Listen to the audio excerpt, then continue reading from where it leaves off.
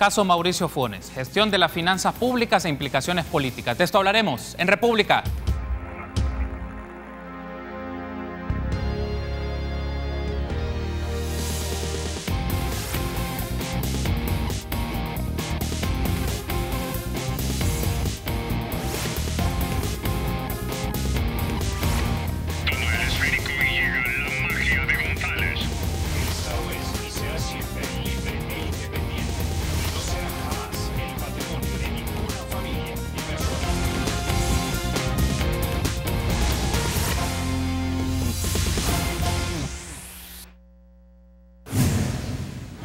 Nosotros definitivamente no tenemos el derecho de equivocarnos. Amigas y amigos, errar es humano, pero evitar el error es igualmente un atributo de todos los hombres y de todas las mujeres.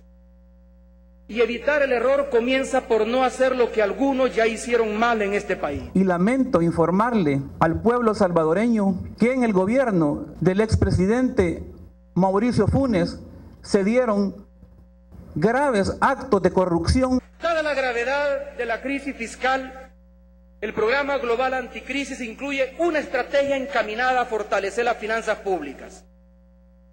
En primer lugar, incluye un programa de austeridad con una fuerte restricción del gasto superfluo. Que hemos identificado una estructura sofisticada que fue creada por el expresidente Funes y por el señor Miguel Menéndez Avelar, alias Mecafé, para lavar o primeramente extraer fondos públicos del Estado y luego lavarlos, distraerlos e invertirlos a nombre de testaferros, personas particulares y sociedades.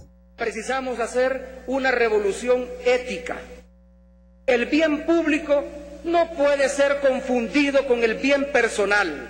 Y la ética de los favores tiene que ser sustituida por la ética de la competencia sana y democrática. Transparencia, combate a la corrupción y a todas las formas de despilfarro y desvío del dinero público serán cosas sagradas en nuestro gobierno. Pero lo más grave aún que hemos determinado en esta investigación es que de los 351 millones, 292 millones, 218, 871 con 38 centavos fueron retirados en efectivo del banco hipotecario. Retiraba el señor Pablo Gómez, dicen las testigos, que retiraba cantidades millonarias en físico, en bolsas negras que ocupan para la basura. Muy buenos días, qué gusto que nos acompañe en República en esta edición del jueves 14 de junio. Les saluda Carlos Monterrosa y como ustedes han tenido en este preámbulo, vamos a hablar del caso Mauricio Funes, gestión de los fondos públicos e implicaciones políticas. Iniciamos con un contraste de declaraciones que brindó Mauricio Funes en el discurso cuando asumió la presidencia el 1 de junio del año 2009 con las declaraciones que brindó el fiscal general de la República en el pasado viernes, en el cual hizo la presentación de este caso. Entonces vamos a desarrollar en el transcurso de este programa un análisis de diferentes perspectivas sobre este caso en particular, cuáles son las implicaciones políticas y qué elementos hay que tener en consideración en función de las declaraciones que ha brindado la Fiscalía General de la República y los fiscales especializados que están investigando este caso. Tenemos un panel de análisis, es un gusto para mí saludar a Marvin Aguilar Humaya, docente universitario y analista político. También está conmigo Jorge Tobar, analista político y asesor político, y José Castillo, analista político. Buenos días, caballeros. José Portillo, perdón. Bienvenidos. Gracias por estar conmigo esta mañana en República. Gracias. Bien, me gustaría que iniciemos un poco con esto, caballeros. El pasado viernes, el fiscal general de la República y el jefe de la Unidad de Investigación Financiera expusieron el presunto esquema de desvíos de fondos públicos realizado por funcionarios y empleados de Casa Presidencial en el periodo 2009-2014. Se señala que el monto desviado es de 351 millones de dólares y entre los principales acusados, porque se está hablando de una trama, de una red de 32 personas involucradas, está están acusados directamente Mauricio Funes, expresidente de la República, Francisco José Cáceres, exsecretario privado, Manuel Rivera Castro, expresidente del Banco Hipotecario, Pablo Gómez y Francisco Rodríguez Arteaga, empleados financieros de Capres, pero que estos dos ya habían estado en la gestión de Elías Antonio Saca. Ahora bien, y me gustaría iniciar con esto, Marvin, ¿cuáles son los puntos principales que ha presentado la Fiscalía que desde tu perspectiva constituyen indicios sustanciales para desarrollar este caso? Bueno, quizás lo más interesante es que es una estructura que se viene heredando de gobierno en gobierno. Eso es lo más importante que cabe destacar de la acusación de la Fiscalía. Es decir, porque a los 3 empleados relacionados con las finanzas de Capres, que ya estaban detenidos por el caso Saca, también se les acumula hoy este otro caso, ¿no? Sí. Es ya, digamos, dentro del proceso que se sigue contra Tony Saca, las acciones que hacía Pablo Gómez de ir a la sede del Banco Cuscatlán, en la pirámide, a retirar dinero en efectivo, también fuertes cantidades. Allá se retiraba en maletines negros, tipo computadora, decía la empleada, e incluso algunas veces se llegó a utilizar camiones blindados para trasladar dinero. Y en el caso del Banco Hipotecario, es comprensible que hayan usado bolsas para basura, porque esas bolsas grandes son bien resistentes, ¿sabes? ¿Verdad? Entonces, para jalar tanto dinero era lógico que usaran ese material, esas bolsas plásticas, ¿no? Entonces, lo interesante en esto es que había ya una forma de operar que no viene incluso desde la presidencia de Tony Saca. Hemos sabido también, gracias a los libros contables que se manejaban en Casa Presidencial, como en los últimos 5 meses del gobierno de Alfredo Cristiani, se movilizaron aproximadamente 5,5 millones de la partida secreta en 5 meses. Y hay otro dato interesante, que cuando tú comparas este manejo en la presidencia Cristiani a la presidencia Funes, 30 años después casi, es que los rubros en los que todos los funcionarios involucrados, los funcionarios de Capres, ¿no?, te aclaran que fue para la Oficina de Inteligencia del Estado, para comunicaciones de la presidencia, y últimamente eran los acuerdos de paz, y hoy fue la obra social. Entonces, los mismos rubros opacos, ¿verdad?, vienen siendo persistentes en el manejo de la partida secreta o gastos reservados, como después se le llamó, en el manejo del dinero. Y lo interesante de todo esto es que entre estos 30 años hay un aproximado de $1.000 millones que se ha manejado en este concepto de partida secreta o gastos reservados. Cuando tú ves eso, esos 1.000 millones podrían haber servido para recuperar territorios, salvarlos de la pobreza, donde aproximadamente viven 2,5 millones de salvadoreños catalogados como pobres. Y eso pudo haber reducido los índices de delincuencia, ese buen manejo del dinero, esos $1.000 millones en 30 años, y quizás no estaríamos en la situación, digamos, de delincuencia que vive el país. Eso es digamos, lo más lamentable. ¿Cómo hay que entender que este manejo corrupto, opaco, ¿verdad?, de intereses y convenenciero que han hecho todos estos políticos que han manejado la partida secreta o los gastos reservados, ha afectado directamente al alto índice delincuencial que tenemos ahorita y al bajo crecimiento económico, que es también consecuencia de que no haya capacidad de invertir por la inestabilidad que el país tiene? Vamos a desarrollar en los siguientes bloques un poco la idea que tú has mencionado, Marvin, de el significado que hay que tener y el análisis que hay que tener de los gastos reservados de las presidencias, y esto en lectura temporal, porque ciertamente el Faro publicó también para el caso Cristiani, ya se lleva una investigación en el caso de Elías Antonio Saca, y esto nos lleva a algo que me gustaría poner más adelante en la perspectiva y en el análisis de ustedes: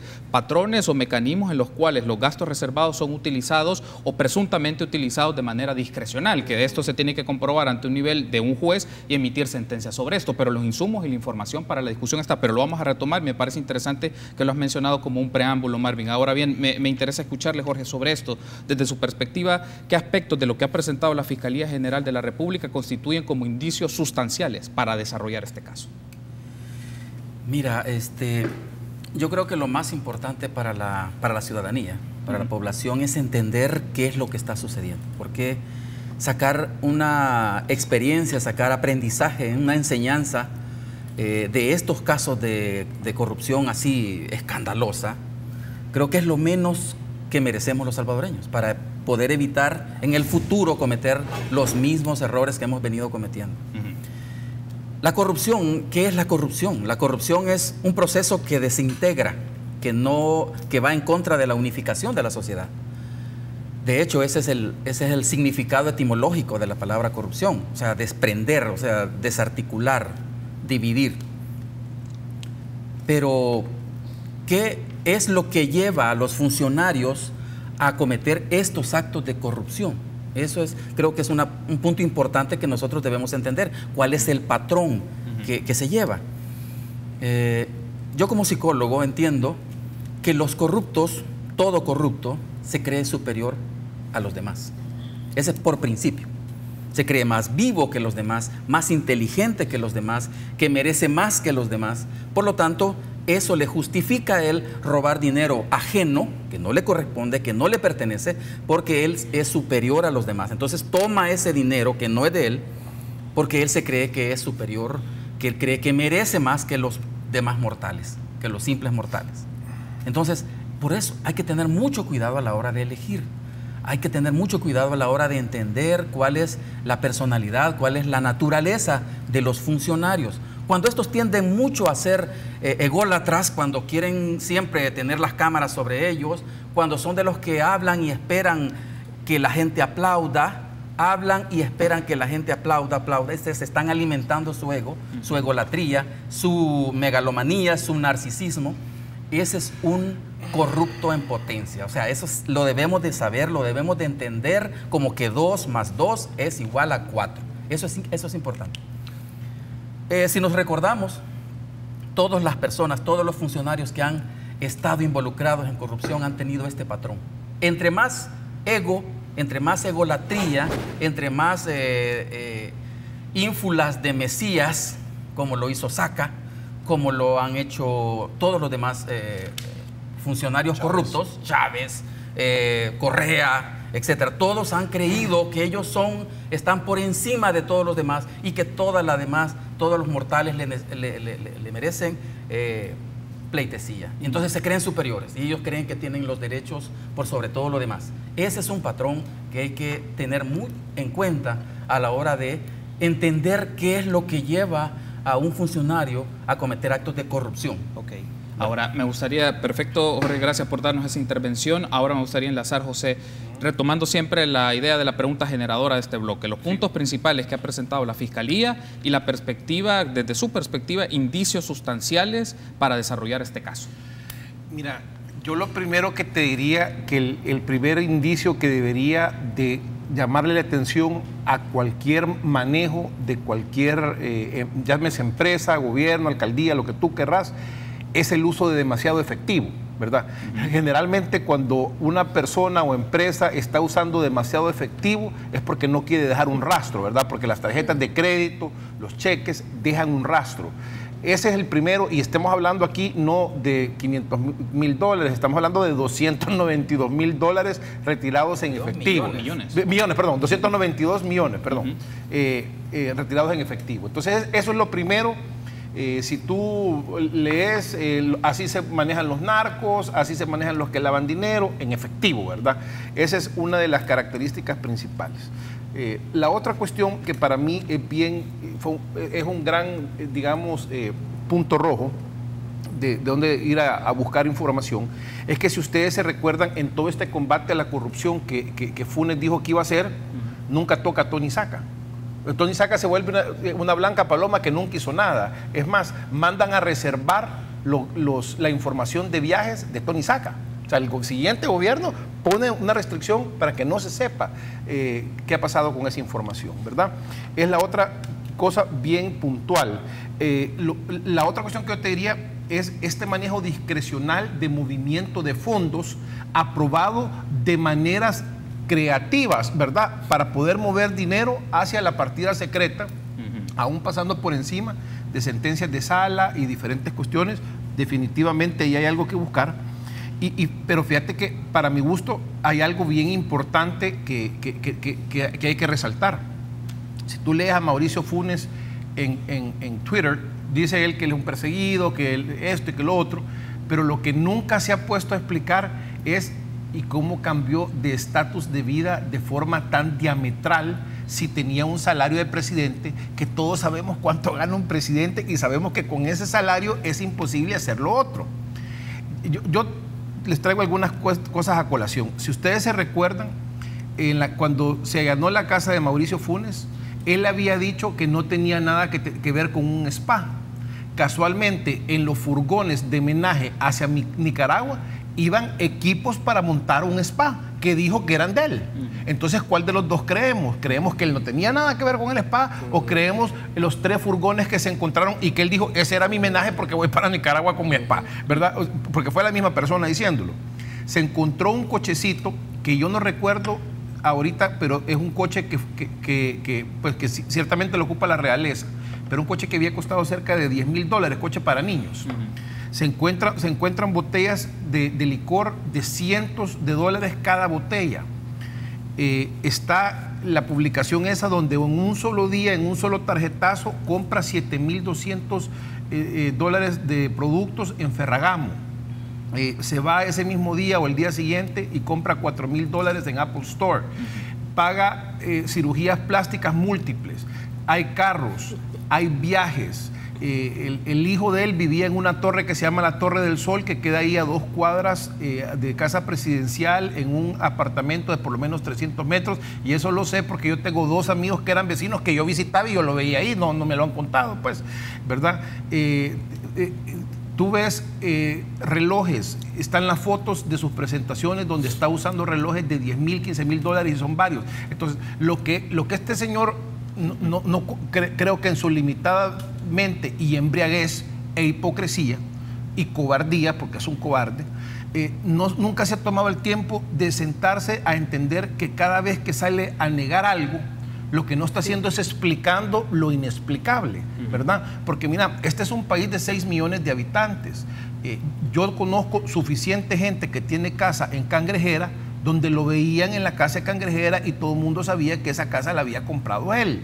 Cuando él estaba haciendo la casa esta en ¿cómo se llama?, en Altamira, que después fue el que dijo que Mecafé la había hecho, esa casa, en esa cuadra también conozco gente que me dice, aquí esa construcción el que la venía a supervisar era Mauricio Funes. Entonces, cuando vivimos en un paísito así, por Dios santo, esto no es Brasil, ¿verdad?, que pueden esconder las cosas y aún así con la tecnología y todo eso, ¿verdad? Okay. Entonces, hay indicios de múltiples cosas que son simple y sencillamente inexplicables, ¿verdad? Tengo que hacer la pausa, pero al regresar me gustaría que hilemos ahora con esta primera pregunta generadora de ver los indicios sustanciales que la Fiscalía General de la República ha presentado, pero también viene el punto fundamental que ya ha salido a colación, la comprobación del desvío de fondos de cuentas de la presidencia, pasando por cheques, por dinero en efectivo, utilizando el banco hipotecario, según lo ha mencionado el Fiscal General de la República. Me gustaría que hablemos ahora de ese punto en el siguiente bloque tras la pausa. Volvemos en minutos.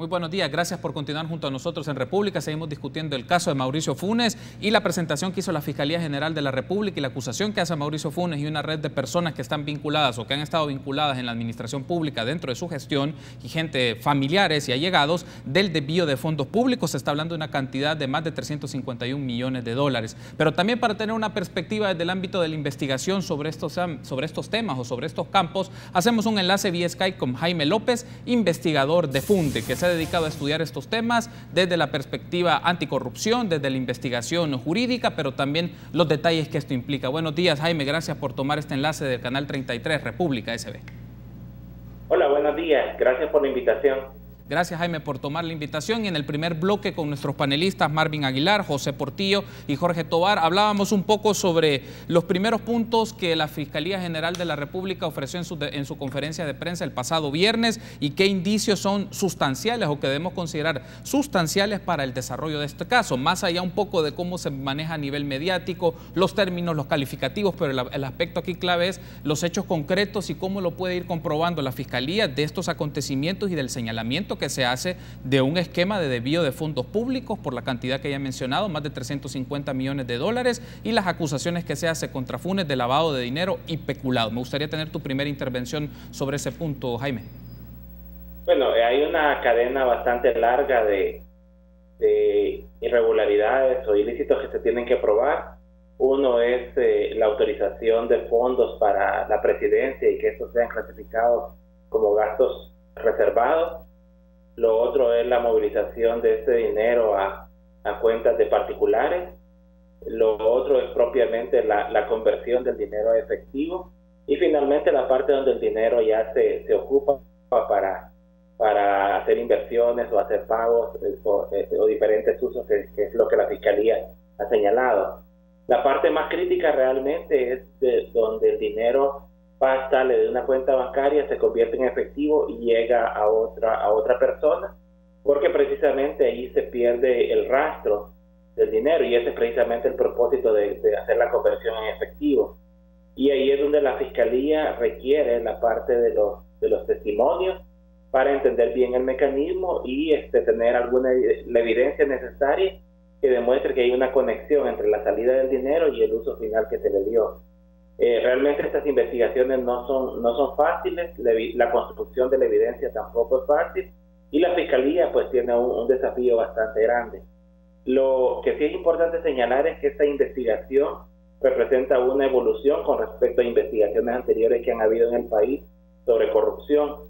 Recordemos que en el caso de Francisco Flores estábamos hablando solo de un solo imputado, a pesar de que había toda una cadena de responsabilidades.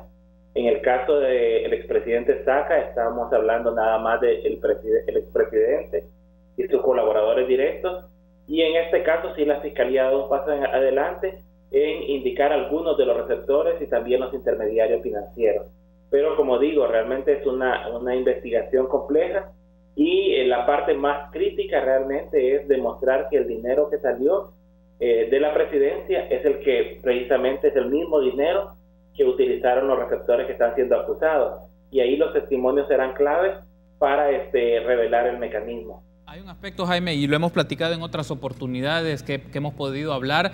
Tú me has mencionado, la clave acá es el seguimiento del dinero. En la medida que se siga la trama de cómo se ha fluido este dinero, se puede ir reconstruyendo la evidencia y también presentarlo a nivel judicial para comprobar evidentemente que así ocurrieron las cosas. Y para efectos de nuestra audiencia, que nos aclares o nos amplíes esta noción de por qué es necesario que el Ministerio Público haga un seguimiento del dinero, de cómo se hicieron estas tramas, más allá de que se mencione la forma en cómo salió el dinero, y esto es cómo se hicieron estas transacciones y la evidencia que constate que esas transacciones se le vinculan a Mauricio Funes y a su círculo familiar y a sus allegados.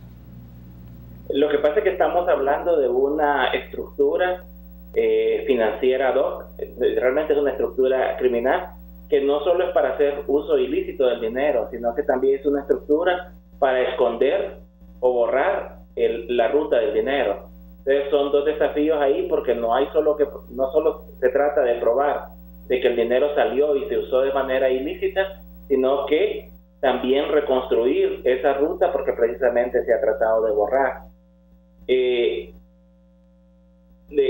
tema, hay bastantes cosas que faltan. El hecho, por ejemplo, que no hayan registros de cómo se usa la partida de gastos reservados, el hecho que no hayan habido reportes de las instituciones financieras en su debido momento.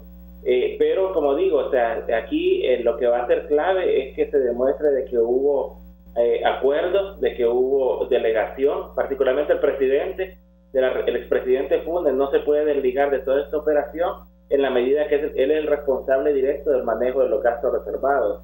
Esto es lo que se le otorga la ley del organismo de inteligencia del Estado, y precisamente él ha hecho uso de esta ley, de la discrecionalidad que le da esta ley, para delegar en el secretario privado y en todos los demás colaboradores pues el manejo discrecional y casi totalmente arbitrario de los fondos de la presidencia. Y luego también hay un vínculo directo con el presidente Funes, en la medida que él es beneficiario directo de mucho del uso de estos fondos. Cuando hablamos, por ejemplo, del dinero que han usado miembros de su familia, que han usado las inversiones que se han hecho, los viajes que él ha hecho, una serie de gastos que están demostrados y están documentados, y en los cuales él está directamente vinculado. Es bien difícil que se logre evadir la responsabilidad, pero como digo, la clave está en reconstruir esa ruta del dinero, y ahí se necesitan tanto documentos, pero también se necesitan testimonios.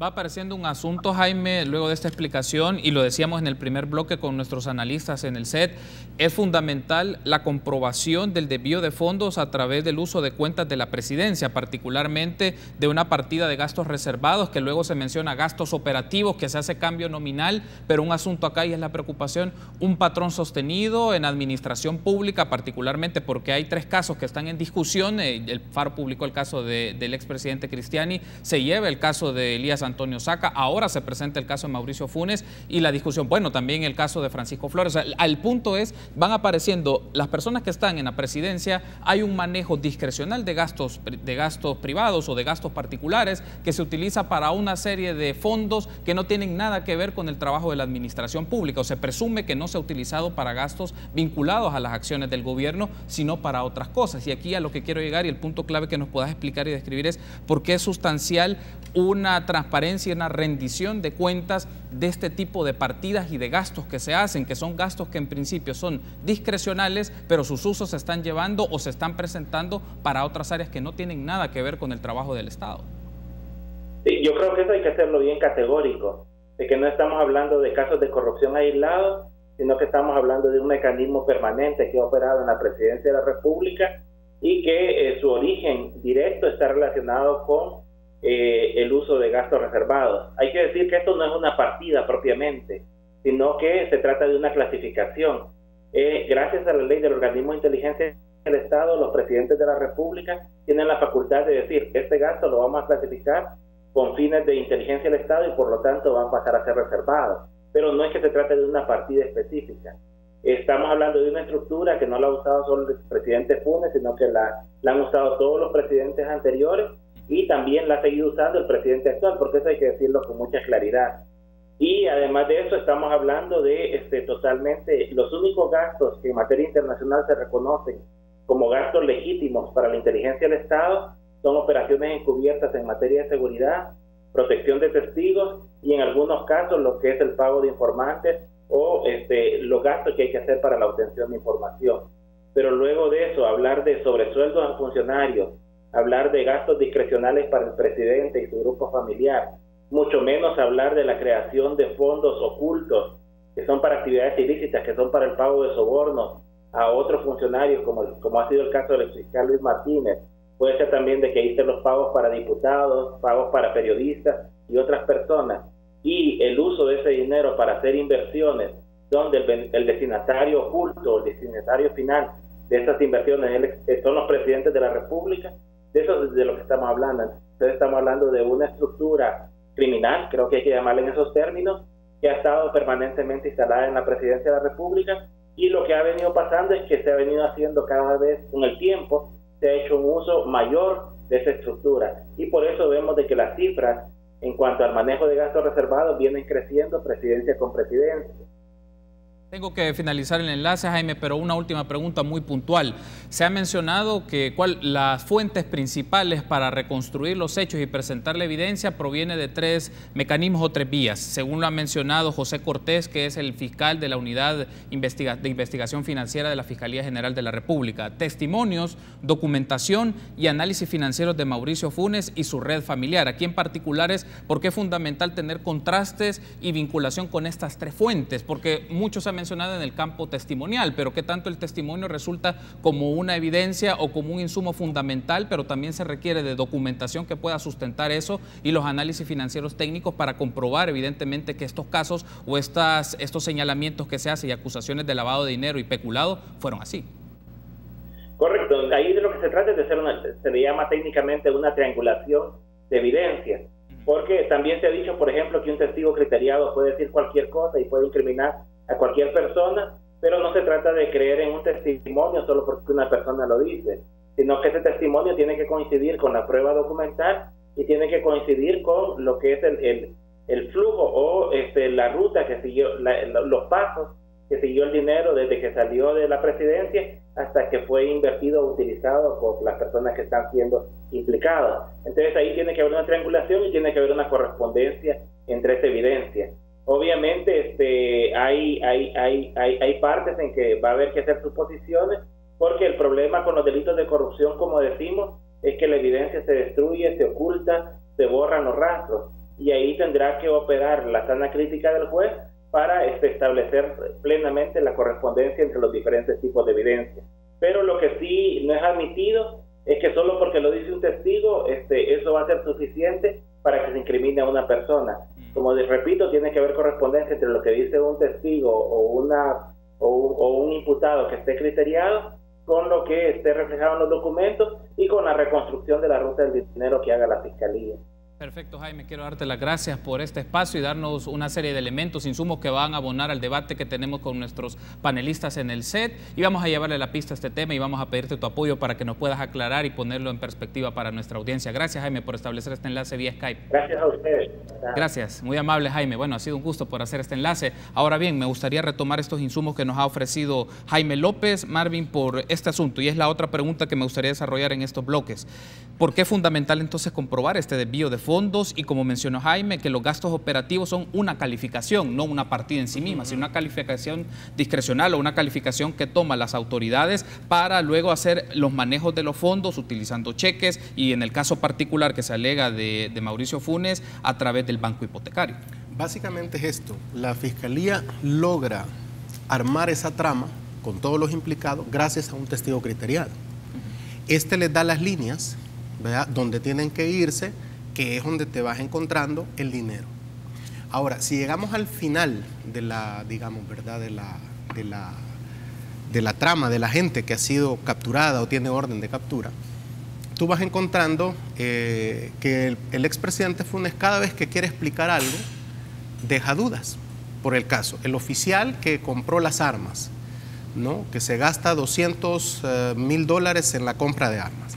Entonces Mauricio Funes dice que él no las ha comprado, que él le dio el dinero al oficial para que las comprara y luego las registraran a su nombre. Porque la Fiscalía gira orden de captura contra el militar porque dice, este militar no tiene en su capacidad económica, de acuerdo digamos, al registro de sus ingresos, que eso es verificable en cuentas bancarias y en movimientos financieros que él pueda tener, para comprarse o gastarse $200,000 en armas. Bien, perfecto, Mauricio Funes le da el dinero. ¿De dónde saca? Y a Mauricio Funes no explica eso. ¿De dónde el presidente Funes en su momento saca $214,000 para comprar esas armas? Si su salario, que oscila por $5,000, ¿verdad?, más o menos mensuales, si haces las cuentas, no le da para $200,000. El otro caso, que hay gente, que hay una diversidad de opiniones, es el de la ex primera dama de la República, Wanda Piñato, donde hay un pago de créditos y tarjetas de crédito de ella de un poco más de $200,000, $215,000 aproximadamente, y que Mauricio Funes dice, es que yo le di ese dinero a Wanda para que lo pagara. Va, perfecto, no tiene nada que ver la primera dama y creemos. Ahora, ¿de dónde saca usted, presidente Funes, 200? Ya llevamos ahí $500,000, si te fijas, solo en las armas. Y a eso sumarle la compra de vehículos, por el otro caso lamentable, si tú quieres, de Regina Cañas, que ha sido emitida una orden de captura por el hecho de encubrimiento. Porque al parecer en el juicio de probidad que se le seguía a Diego Funes Cañas, su hijo, tuvo que falsificar un documento que atestiguaba un préstamo a ella para dárselo a su hijo para la compra de vehículos. Al parecer, dice la Fiscalía, ese préstamo jamás existió porque no hay registro de ese dinero, vea, esos $90,000 que supuestamente Regina Cañas prestó para dárselo a su hijo. Entonces, esta prueba que se presenta en el juicio de probidad es la que sirve para disminuir la responsabilidad pecuniaria del hijo. Entonces, por lo tanto, han falseado pruebas para el juicio de probidad que se le seguía en la Corte Suprema de Justicia. Entonces, toda esta implicación de los familiares, porque hay que centrarnos ahí, más allá de lo que quieran ver después, va en las casas, las inversiones, los spas, pero es que es el grupo familiar, donde cómo explicas de dónde, por ejemplo, una ex compañera sentimental del presidente aparece con más de $300,000. O sea, es decir, ¿qué negocio tenía? ¿Qué negocio puso? ¿Cómo fue que llegó a tener? Eso es lo que van a tener estos implicados que demostrar. Y eso es, digamos, en mi opinión, uno de los eslabones más fuertes que tiene la Fiscalía en este caso, porque el expresidente Funes, y yo le diría pues a Mauricio Funes, cada vez que tuitee, explique de dónde sacó el dinero, porque nos deja a todos con, vaya, no fue Wanda, no fue su hijo, no fue, pero usted dio todo el dinero. ¿De dónde lo sacaba? Te digo, hoy uno sabe que una conferencia de Bill Clinton como expresidente de los Estados Unidos cuesta $100,000, pues eso es público en los Estados Unidos.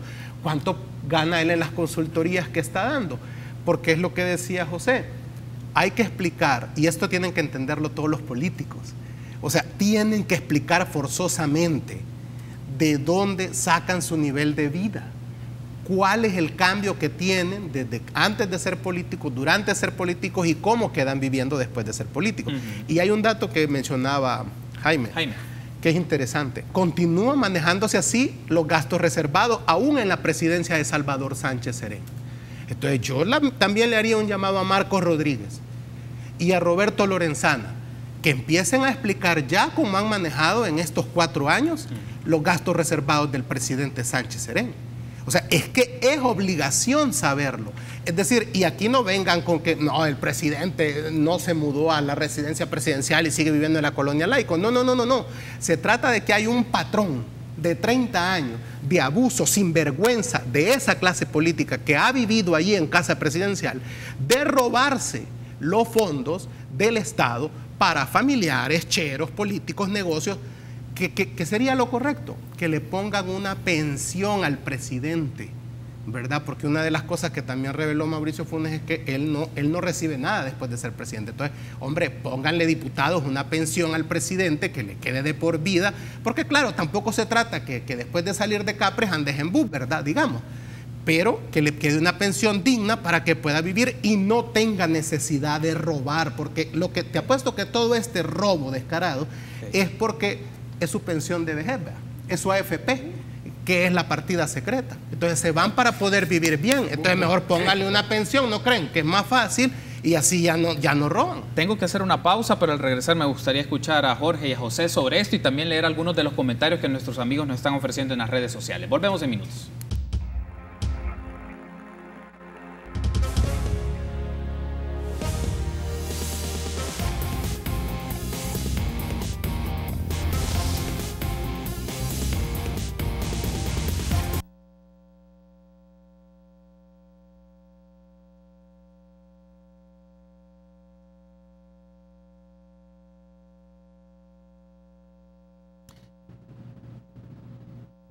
En pantalla entonces tenemos algunos de los tweets que ha escrito Mauricio Funes en su cuenta oficial en función de la conferencia de prensa que brindó el fiscal general de la República la semana pasada. Leo textual. Vi y escuché atentamente la conferencia de la Fiscalía General de la República. El fiscal Douglas Meléndez es un completo payaso. Varias veces se dio golpes de pecho, pero no aportó ni una tan sola prueba de la existencia de desvíos ilegales en mi gobierno. Está siguiendo un guión trazado por la derecha. Ese es uno de los mensajes que escribió. Tenemos otro también que fue en la cuenta oficial de Mauricio Funes.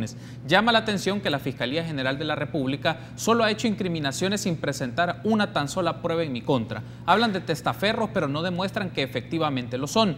Hablan de destinos ilícitos de fondos de Capres sin presentar pruebas de ello. No tienen registros de nada. Bueno, eso entonces son algunos de los mensajes que ha emitido Mauricio Funes en su cuenta oficial de Twitter, Jorge, y tenemos ya varios elementos para incorporar a la declaración del análisis que se puede tener de estas declaraciones de Mauricio Funes, pero también declaraciones que brindó el jefe de la Unidad de Investigación Financiera de la Fiscalía General de la República en otros espacios de entrevista. Él menciona, es cierto que no tenemos elementos que lo vinculen a él directamente, pero pagaron personas que estaban alrededor de él y seguían sus órdenes. Y también mencionó, no hemos encontrado mayor cantidad de evidencia vinculada a él y él tiene razón al respecto. Menciona, son como algunos elementos que aparecieron de las declaraciones del jefe de la Unidad de Investigación Financiera de la Fiscalía General de la República y con lo que ahora hemos mencionado, retomar su lectura, su análisis.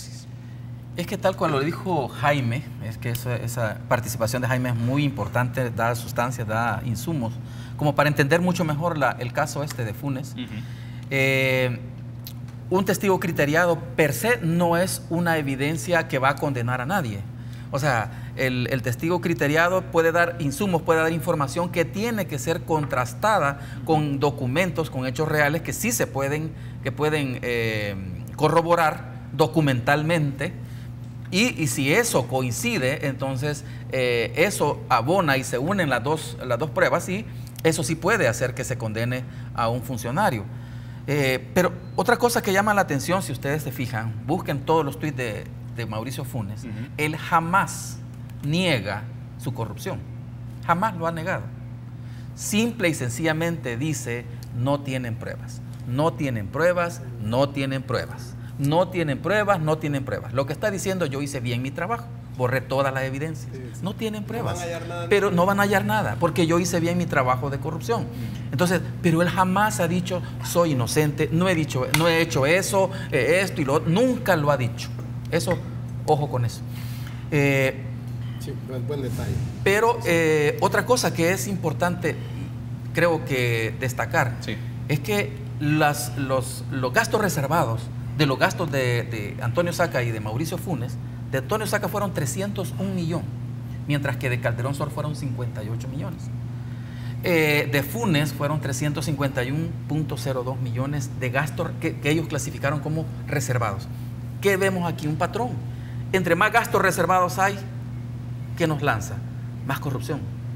El gasto reservado es una fuente, como dijo bien Jaime también, es una fuente, es una ventana, es una salida del dinero de los salvadoreños, de los contribuyentes. Es una fuente de salida, o sea, una ventana, una vía de escape a través de los cuales drenan el dinero que está destinado a las escuelas, a los hospitales, a la seguridad, a los niños, etcétera. Entonces, esto creo que es una lectura que debemos tomar muy en cuenta, y ya a los diputados ver de qué manera esos gastos reservados se limitan al mínimo, porque no es posible que un gobierno se gaste 351 millones en gastos reservados en 5 años.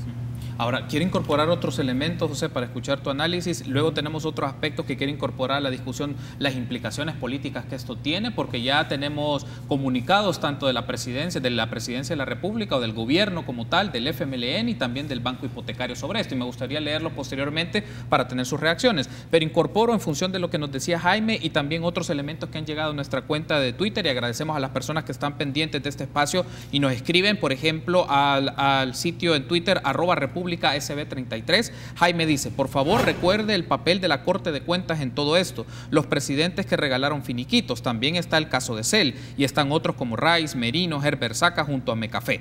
Ese es otro elemento. Y aparece Aldo Torres, dice, pregunto, ¿será que el banco hipotecario pudiera ser cerrado para estos actos ilícitos? Y luego también otra cuenta, El Salvador 503, menciona, y así quieren que sigamos con los partidos políticos tradicionales. Son algunos de los comentarios que nos han llegado en este momento a través de la cuenta de Twitter de República. José.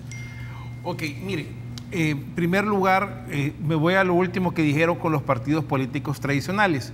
Fíjense que tal vez algunas personas no recuerdan, pero Tony Saca llega a Arena como un outsider, ¿verdad? Él llega vendiéndose como alguien, y ahí están los anuncios que decía, es que yo no soy un político como todos los demás, entonces él se vende en su momento como un outsider.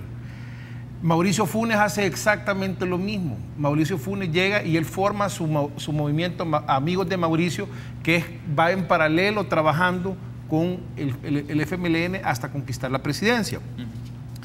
¿Qué comparten Mauricio Funes y Tony Saca? Un ego gigantesco que no cabría en todo este salón que estamos. Eso comparten. Y también comparten otra cosa. Fíjate que ninguno de los dos entró cuestionado, porque no venían de ser funcionarios públicos ninguno de los dos. Entonces imagínate, si esto te hace alguien con un ego de ese tamaño que no viene cuestionado, imagínate lo que te va a hacer alguien que ya viene bien cuestionado y con un ego más grande que los dos juntos. Entonces a esas cosas hay que ponerles mucha atención, ¿verdad? La otra cuestión es que definitivamente fallaron los controles. Fíjate que la Corte de Cuentas de la República todavía no ha dicho nada. Y no ha dicho nada de nada. O sea, no es que no ha dicho nada de Funes. Aquí no ha pasado nada con Saca. A mí me dio mucha tristeza cuando eligen a esta señora que está ahorita de ¿cómo se llama? De presidenta de la Corte de Cuentas, que dicho sea de paso, nadie se recuerda su nombre porque tampoco dice nada, ¿verdad? Nunca sale, nunca, ahí no pasa nada. Esa señora viene de 15 años de estar adentro de la misma Corte de Cuentas. Entonces es imposible pensar que alguien que viene de las entrañas de una institución inoperante, ella misma va a ser la que la va a convertir en operante. Más preocupante aún es el hecho de que Marco Rodríguez siga en su puesto.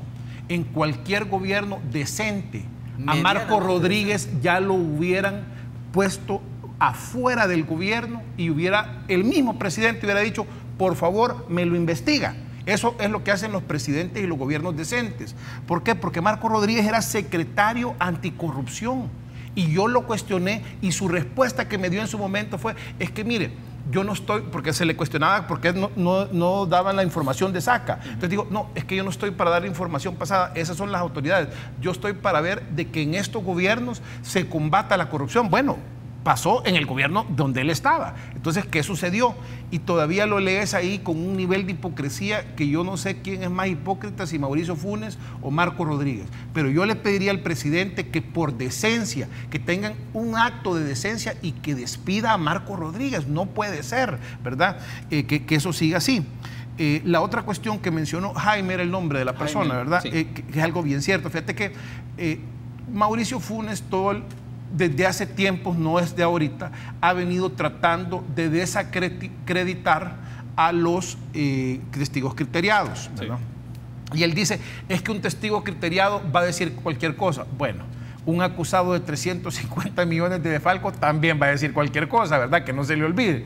Y lo que, como bien apuntó él y dijo aquí Jorge, el testigo criteriado, y también lo mencionó Marvin, sirve para, digamos, ayudarle a la fiscalía a ver dónde va a ir a buscar. No es que ese testimonio es lo único con que cuenta. Yo creo que Mauricio Funes tal vez debería ser un poquito más inteligente y respetarse más a él mismo para no estar diciendo ese tipo de burradas, pues, porque cualquier persona con mediano entendimiento sabe que el testigo criteriado es una herramienta, no es el fin, ¿verdad? Y esa figura no es que se la han inventado aquí en El Salvador, sirve en todos lados. A Al Capone, su contador es el que lo delata, pues esto no es nuevo, ¿verdad? El elemento del testigo criteriado. La otra cuestión, el rastro del dinero en la familia cercana a Funes es demasiado grande. Te voy a dar un dato. Aquí, publicado por El Faro, la hermana de Wanda Pignato y su esposo ganaba entre 15,000 y 17,000 dólares mensuales por servir de niñero del niño. ¿Cómo alguien que gana 5,000 dólares al mes puede pagar 15,000 a 17,000 dólares al mes solo en un rubro? Matemáticamente, con fondos honestos, eso es imposible. La otra cuestión que llama mucho la atención es que fíjate que el monto asignado a partida secreta para el ejercicio Funes era 80 millones. Eso era lo que se asignó de partida. Por medio de diferentes mecanismos, lo llevan a más de 300. Entonces, imagínate tú que casi que lo cuatriplicaron por todas estas figuras que ocuparon. Entonces, ahí te das cuenta de que esos son elementos bien deshonestos, pues, porque, mira, la partida secreta, pues, para los que no saben, en los gobiernos de otra índole, la ocupan para combatir terroristas, para comprar información, para ir tras narcotraficantes. O sea, para eso se ocupa la partida secreta, ¿verdad? La policía llega y le dice, mire, señor presidente, aquí tenemos un posible informante, ¿verdad?, que nos va a decir de un ataque terrorista, pero hay que darle 5 millones de dólares, hay que ponerlo en no sé dónde. Entonces, de ahí salen esos dineros para pagarlos, ¿verdad? Bueno, en Estados Unidos existe lo que se llama el Team 6, que es una unidad de élite del ejército, que ellos tienen su propio presupuesto y no le responden a nadie, entonces, pero tienen un combate contra grupos terroristas y ese tipo de cosas. Aquí se ha usado para esto, ¿va? Aquí se ha usado para andar viendo cómo, y como bien apuntó Jorge, imagínate tú, un salto de 58 millones, creo que fue que mencionó Jorge, a 300, eso es 6 veces más. ¿Por qué la creces 6 veces más en un quinquenio? Bueno, obviamente porque de ahí es donde te vas a ir a servir, ¿verdad? Y mira, y todo esto lo tenemos que amarrar con algo, es el populismo. Tony Saca y Mauricio Funes han sido los dos presidentes más populistas. Y ahí tenemos que mientras estaban hablando de Ciudad Mujer, ¿verdad?, los mismos fondos de Ciudad Mujer los estaban redireccionando a Casa Presidencial, según la investigación. Entonces, la mujer, que hay que dignificarla, que esto y que lo otro, bueno, y sirviéndose con ese dinero, ¿verdad? Y al mismo tiempo, la ex primera dama pidiendo más fondos a los diputados. Entonces, esto es, mira, yo por eso le tengo miedo a los populistas, porque es una hipocresía total para disfrazar sus verdaderas intenciones. Y ya tuvimos 2, y aquí la pregunta que más nos tiene que ocupar es cómo vamos a hacer para que no nos vuelva a pasar, porque la Corte de Cuentas de la República, que ha permitido estos 2 casos, sigue operando de la misma manera que ha operado siempre. Esta Corte de Cuentas de la República hay que deshacerla. Eso no sirve, simple y sencillamente. La Secretaría Anticorrupción no sirve. La información que tiene el Estado, la capacidad de reservarse información todavía es nefasto. Marco Rodríguez ha dicho, no, es que el 97% de la información de viajes lo hemos dado. Sí, hijo, es que exactamente el 3% en donde están las cosas que queremos saber, ¿verdad? Que nos digas lo que vos querés decirnos, eso no es garantía de nada. Tengo que hacer una pausa, pero al regresar me gustaría que hablemos un poco de los pronunciamientos que se ha hecho tanto del Gobierno de la República como del FMLN ante este caso, sus valoraciones y un poco de lo que traíamos de los bloques anteriores. Si hay un patrón sistemático en distintas gestiones presidenciales en este país en los últimos 30 años. Regresamos.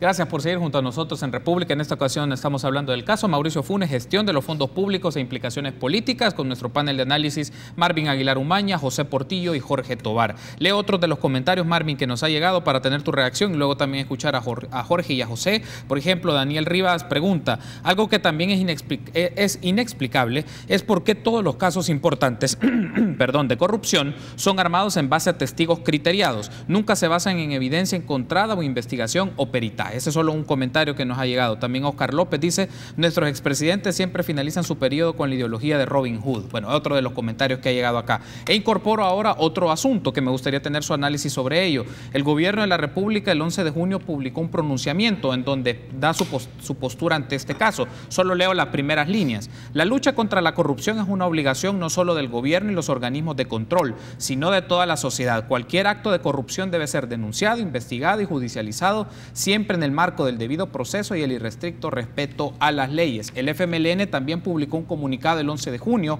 en el cual menciona, solo leo el numeral 1, el FMLN nunca ha tolerado y no tolera la apropiación indebida por particulares de los bienes y fondos públicos del pueblo, aunque también ellos mencionaban en otro momento de su comunicado, en otro apartado, que esperan una debida investigación por parte de la Fiscalía por otros casos que fueron denunciados por miembros del FMLN cuando ejercieron sus cargos como ministros de Estado. Bueno, eso entonces son algunos de los insumos para incorporarlo al análisis, Marvin. El FMLN sabía de estos actos de corrupción de Mauricio Funes, o como mínimo sospechaba de esos actos de corrupción. No hay que olvidar que durante el quinquenio de Mauricio Funes hubo momentos en que hubo fricción entre el partido FMLN y el gobierno Funes. En ese sentido, habían voces dentro del FMLN que en lo privado te decían sobre los excesos, por ejemplo, morales, si quieres, ¿verdad? O éticos del presidente Funes en la presidencia. Y cuando el secretario general del FMLN, Medardo González, en unas declaraciones establece que ellos le recomendaron a Mauricio Funes que se quedara en Nicaragua, y sabiendo cómo el sátrapa, que es presidente de Nicaragua, maneja el poder, es casi seguro que tuvieron que haber hablado con Daniel Ortega para que le diera la calidad de asilado político, que eso ya impide cualquier orden de extradición, por ejemplo, ¿no? que quiera hacer la Fiscalía o el gobierno salvadoreño. Habrá que esperar que haya cambio de gobierno en Nicaragua para ver la posibilidad del cambio de estatus que tiene de asilado político el expresidente Funes para hablar de traerlo a El Salvador. Sí. Pero el FMLN no puede exonerarse de la responsabilidad política que tiene. Porque fíjate que otro caso similar a la época de Mauricio Funes es el de Sigfrido Reyes, ¿verdad? Entonces, donde él es miembro orgánico del FMLN, presidente de la Asamblea Legislativa, y donde también se pueden sacar una serie de acciones y omisiones que se hicieron durante la presidencia de Sigfrido Reyes, y que ellos vienen y le dan un cargo de embajador de la inversión para, me imagino, de alguna manera brindarle inmunidad, ¿verdad? Para en el caso que se le quiera procesar. Igual caso tenemos con José Luis Merino, que es señalado por los estadounidenses de sacar dinero en triangulaciones fiscales a través de los Panama Papers. Periodistas del Faro han, digamos, certificado que aproximadamente $300 millones pudieron haber salido en ese, digamos, juego de triangulación hacia Panamá de Alba Petróleos de El Salvador, y lo nombran viceministro, ¿verdad?, para darle inmunidad. Luego, después de candidato a diputado, para volverlo a dejar con la inmunidad. Entonces, el FMLN tiene elementos orgánicos dentro de su partido que también deberían de transparentar y explicar el cambio de vida que han tenido.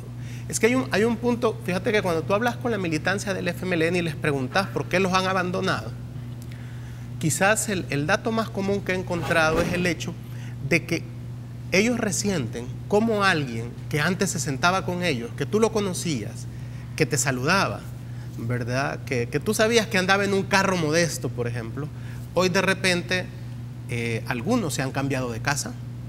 ¿Por qué a alguien de izquierda le va a molestar vivir o seguir viviendo donde ha vivido toda su vida?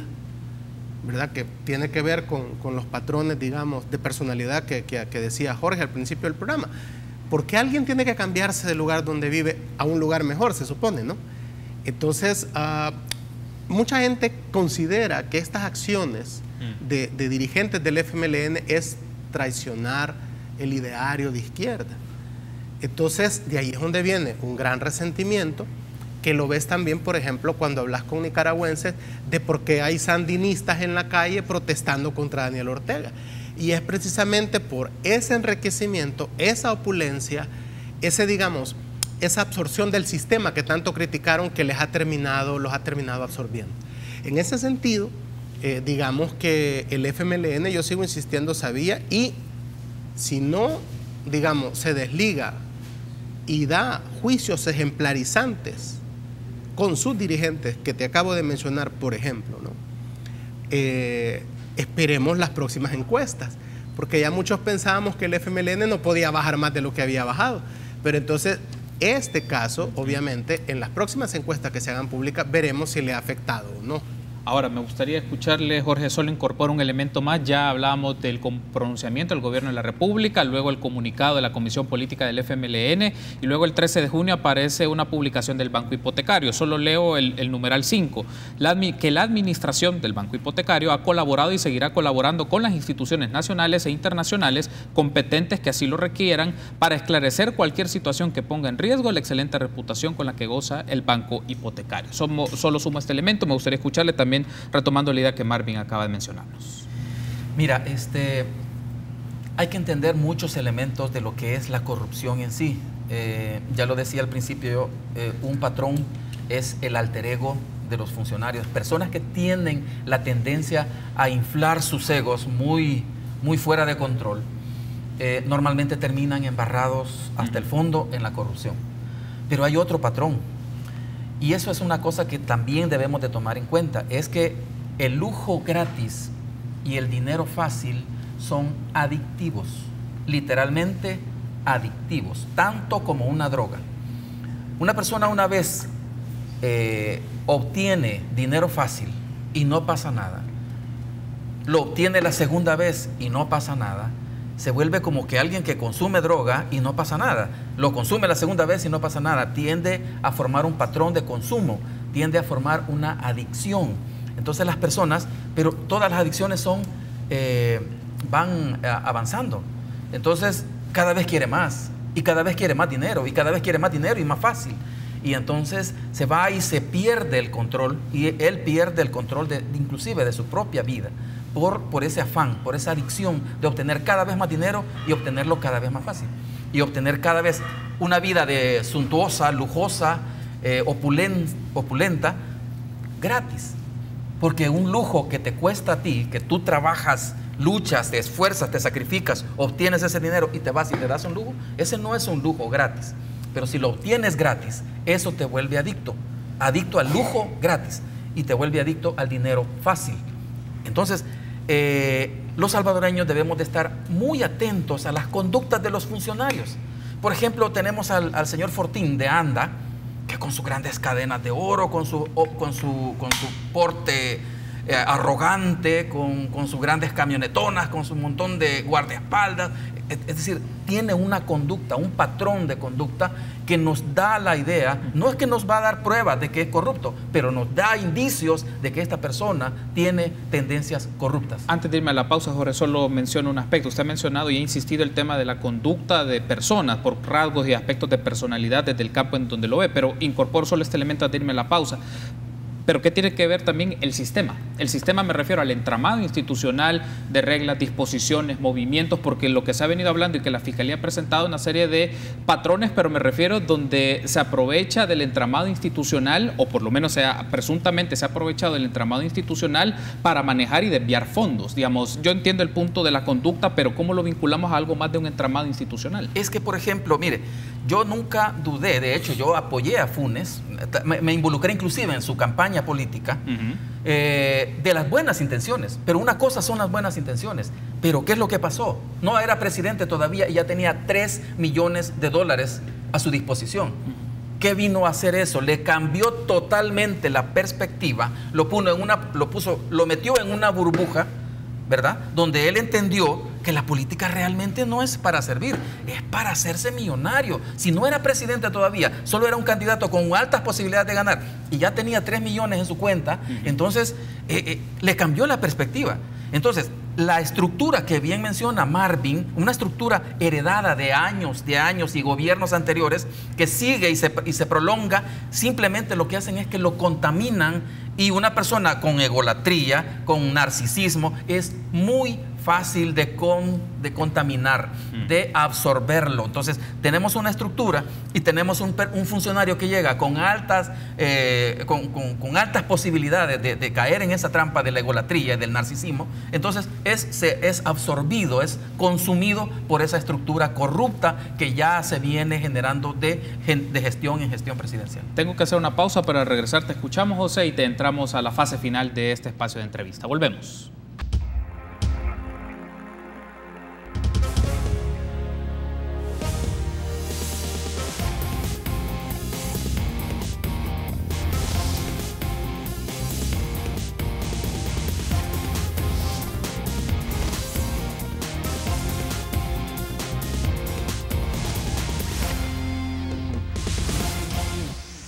Gracias por seguir junto a nosotros en República. Entramos en el último bloque de la entrevista que tenemos del caso Mauricio Funes, gestión de los fondos públicos e implicaciones de carácter político. Teníamos entonces pendiente tu apreciación, José. Había un aspecto que tú mencionaste.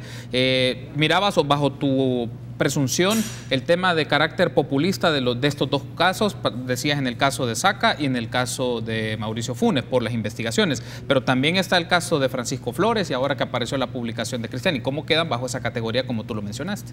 Mira, definitivamente no estoy queriendo decir que solo los populistas pueden tener algún grado de corrupción. Lo que sí podemos ver es que los populistas han tenido exponencialmente mucho más que ver con la corrupción que los no populistas, ¿verdad? Porque vaya, en el peor de los casos, y no estoy justificando, el caso de Mauricio, de Francisco Flores, la acusación acabaron siendo $10 millones, ¿verdad? Aquí estamos hablando de 351, son 35 veces más, ¿verdad?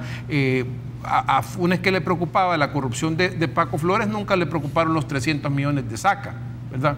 Entonces, pero mira, quería tocar algo sobre el comunicado del FMLN que tú estabas hablando. Fíjate que uno puede poner los comunicados que quiera afuera y decir las palabras que quiera, etcétera, etcétera, etcétera, pero son los hechos los que cuentan, ¿verdad? La primera pregunta que le haría yo al FMLN, si tienen ese compromiso con el combate a la corrupción que dicen, ¿por qué cada vez que acusan a alguien de corrupción es exactamente alguien del partido Arena? Nunca para adentro, ¿verdad? Entonces, ¿por qué? Porque la corrupción, esa supuesta preocupación por la corrupción del FMLN es un tema político para ellos. Para ellos lo único que les interesa es ver cómo políticamente desgastan al otro, no de verdad cómo erradican la corrupción. Ya mencionaron de que se le ha dado cargos, se han creado cargos para dos altos dirigentes del FMLN. La otra pregunta es, si les preocupa realmente el combate a la corrupción, ¿por qué Marco Rodríguez sigue al frente de una secretaría que obviamente no ha hecho nada? Y pueden revisar Twitter, la Secretaría de Transparencia miren, yo le he visto tuitear hasta cosas de Venezuela, apoyando a Bolivia. Es una cachiporra de izquierda, no es una contraloría de ningún tipo. Si al FMLN le preocupa el combate a la corrupción, ¿por qué no propone desarticular la Corte de Cuentas de la República y reformar y hacer otro organismo? Porque ese definitivamente ya no sirve, ¿verdad? Entonces, cuando tú ves los hechos, ¿verdad? Los hechos definitivamente no respaldan el comunicado, ¿verdad? La otra cuestión, el banco hipotecario dijo, nosotros vamos a dar información. Sí, la cosa es que dan información si se la solicitan, porque todos los bancos, ¿verdad? Si fuéramos tú y yo sacando 292 millones de dólares en bolsas de basura, te aseguro que se hubiera ido un reporte a la Fiscalía General de la República. ¿Por qué no pasó en este caso? ¿Verdad? Porque también hay un tema de complicidad, ¿verdad? La otra cuestión, fíjate tú que si analizas el discurso de los dirigentes del FMLN, las acusaciones de corrupción nunca pasan por mencionar al expresidente Saca. ¿Por qué? Porque Saca ya no es parte de Arena. Y Saca, es más, ha sido su aliado. Entonces, así de legítimo es esta gente, que a alguien que está acusado, sentado en un banquillo con 300 millones de dólares de acusación, de ese no dicen nada. Pero hay que hablar del que fue 10, ¿verdad? Que son 30 veces menos. ¿Y sabes de quién hay que hablar? De los dos. ¿Verdad? De los dos, de todos. Y también hay una cuestión bien importante que tenemos que preocuparnos los salvadoreños. No nos debemos llevar a ese juego, porque miren, aquí tenemos 262 alcaldías. ¿Qué está pasando en esas 262 alcaldías? De todos los partidos, ¿verdad? Tenemos Asamblea Legislativa, tenemos Corte Suprema de Justicia, tenemos las autónomas. Señores, miren, ahí está el caso de la INE. La INE por rato se ha dicho que ha sido caja chica de los gobiernos, ¿verdad? Sí. Entonces, no nos dejemos llevar a este combate ideológico de corrupción, ¿verdad? No, mira, entonces como me investigaste Funes, entonces ahora vamos a hablar de Cristiani. No, señores, si hoy tenemos una realidad, y más importante aún, repito, ¿cómo vamos a hacer para que esto no nos vuelva a pasar? Porque no puede ser que cada presidente salga con 300, 400 millones de dólares en la bolsa, ¿verdad? Tengo que cerrar la entrevista, ya me quedan un par de minutos nada más, pero quiero cerrar muy puntualmente para que Marvin y Jorge nos mencionen lo siguiente. Para ustedes, ¿cuál es el reto fundamental de la Fiscalía General de la República ante la judicialización de este proceso? Bueno, en primer lugar, fíjate que me gustaría contestar un Twitter sobre alguien que dice aquí que sí es malo que alguien de izquierda aspire a vivir mejor. Definitivamente que no. Si esa ganancia es legítima, si uno comprueba y ve y está claro y transparente que ese ingreso, ¿verdad?, es legítimo, por supuesto que alguien de izquierda puede ser empresario y alguien de izquierda puede aspirar a vivir mejor. El punto, que es el tema de esta mañana, es que cuando no te cuadran ingresos con egresos en tu nivel de vida. La Fiscalía tiene que profundizar más las investigaciones. Estoy totalmente de acuerdo con los que piensan que el fiscal en la conferencia de prensa se portó por momentos muy histriónico. El fiscal, sigo insistiendo, la unidad de comunicaciones debería de asesorarlo y explicarle qué es relaciones públicas, qué es comunicaciones o qué es, prensa. Porque él, en un afán, obviamente, no hay que olvidar que está en proceso de reelección. Y este caso, quieras o no, lo catapulta en el hecho de, ¿verdad? Exactamente. Entonces, por eso esperemos que la Fiscalía también se mantenga en esta situación, no como el recurso para ser reelecto el fiscal general, sino que se apegue y haga las investigaciones necesarias, porque estamos totalmente de acuerdo en que nadie está vacunado en ningún partido político contra esta cosa de la corrupción, totalmente de acuerdo con ustedes. Y tampoco significa que un empresario exitoso tampoco no va a llegar a robar o a enriquecerse más. Es que aquí el gran problema es, ¿verdad?, que el que ya es empresario exitoso puede querer más dinero, y el que no tiene nada, cuando ve la partida secreta, quiere volverse empresario exitoso. Entonces tenemos esa gran trampa donde hay que estar pendiente de todo eso. Cierro entonces con Jorge. Miren, yo hago un llamado a la ciudadanía. En mi caso y bajo mis conceptos, la corrupción debe ser catalogada como un crimen de lesa humanidad. Crimen, no delito. crimen de lesa humanidad. ¿Por qué? Porque el origen de ese dinero, de los impuestos, viene del esfuerzo, del sacrificio, de la lucha de gente humilde que se esfuerza por pagar las cosas con IVA, pagar su renta, pagar esto, pagar lo otro, y ese dinero sube y llega al gobierno. Es un dinero sagrado. Entonces, uno es un punto, el otro es que ese dinero no está destinado para otra cosa sino para escuelas, para proteger los niños, para proteger a los enfermos en los hospitales, para darle seguridad a la ciudadanía, etcétera, para infraestructura, etcétera, todo eso. Entonces el destino es especial, el origen es especial, el destino es especial. Quien roba dinero de ese es un criminal.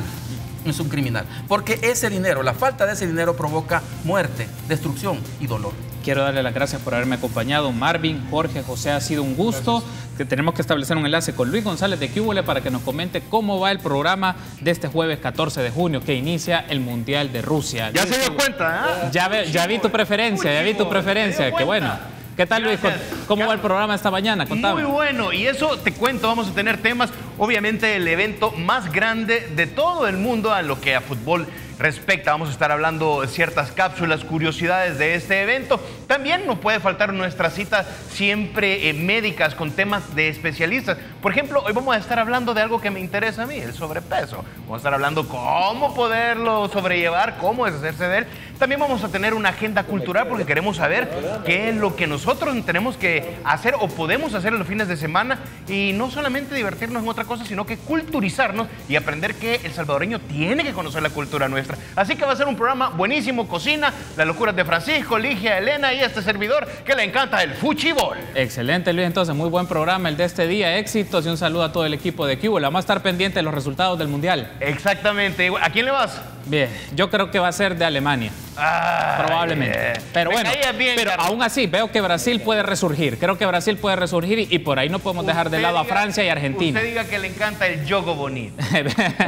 Bueno, Luis, qué gusto verte. Cuídate. Gracias por haber estado con nosotros. Bueno, aprovechar para ustedes prioridad en el Mundial. ¿Quién puede ser el ganador? Marvin, José y Jorge, rápido. Argentina. Yo voy por Argentina. Argentina. Mi corazón siempre ha estado con Brasil por amigos y también he hecho bastantes negocios con Brasil y yo Brasil. Va a ser Brasil. Bueno, veamos cómo está esto. Espero que nos volvamos a encontrar y sigamos discutiendo estos temas y también el tema del Mundial es interesante. Gracias a ustedes, amigos, por habernos acompañado. Será hasta mañana, 6:30.